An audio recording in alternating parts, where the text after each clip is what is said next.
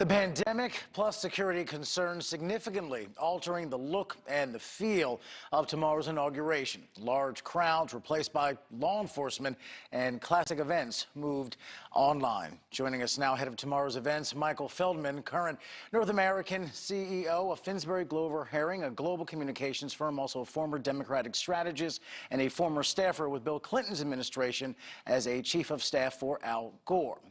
Thank you for being with us, sir. We certainly appreciate it. Thanks for having me, Rob. What tone will President-elect Joe Biden set in his speech tomorrow, do you think? Well, look, I think tomorrow is about unity and healing. I mean, we come to this inauguration really with multiple crises facing the country. Obviously, the global pandemic. We're in the middle of a deep economic recession. But we're also a country that is deeply divided, and not just politically. We're divided economically. Some would say we're divided culturally.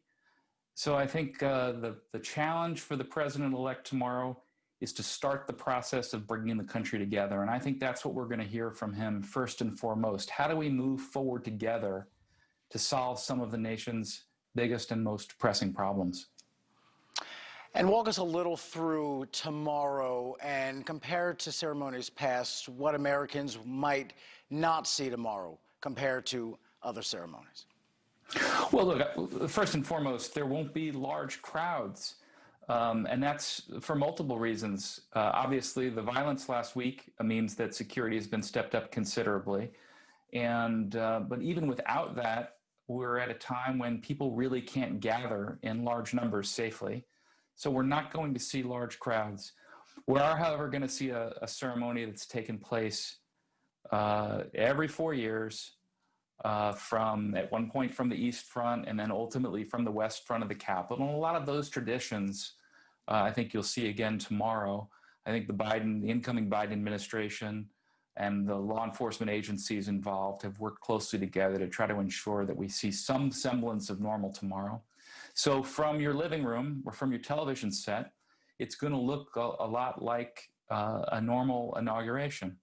But when the camera pans back, we're going to see a city in the District of Columbia that is largely empty, that is a security zone at this point around the Capitol. And that's unfortunate, but I think the essence of the ceremony will be very much the same. Joe Biden prides himself on being bipartisan, being able to strike a deal across the aisle. What do you think Republicans want to hear from his speech, and how can President Biden walk that line between reaching out to Republicans, but also pleasing the left flank of the Democratic Party? Well, look, on one hand, that's a narrow lane that he has to try to travel down. I don't need to tell you or your viewers, compromise has been hard to come by in Washington in recent years. I think a lot of people feel like their government and their politics aren't really working for them anymore. But I think there is an opening for the president-elect and the incoming Biden administration. I think there's a real hunger out there for people to see government work to get the big problems done and solve for them. And I do think after last week's violence, there is some room for President-elect tomorrow, President Biden, to work with his opposition leader, Senator Mitch McConnell, who will become the minority leader in the Senate, to try to get some things done. I do think there's room, especially given the problems that are facing the country. We have huge issues that we need to deal with. First and foremost, trying to get people back to work, trying to get this pandemic under control. And I think both parties want to see their elected representatives work together to get that done. So I think there's actually some room for compromise and potentially some progress. We'll see starting tomorrow. Michael, thank you so much for giving us a few minutes tonight. We certainly appreciate it. Absolutely. My pleasure, Rob. Thank you. Thank you.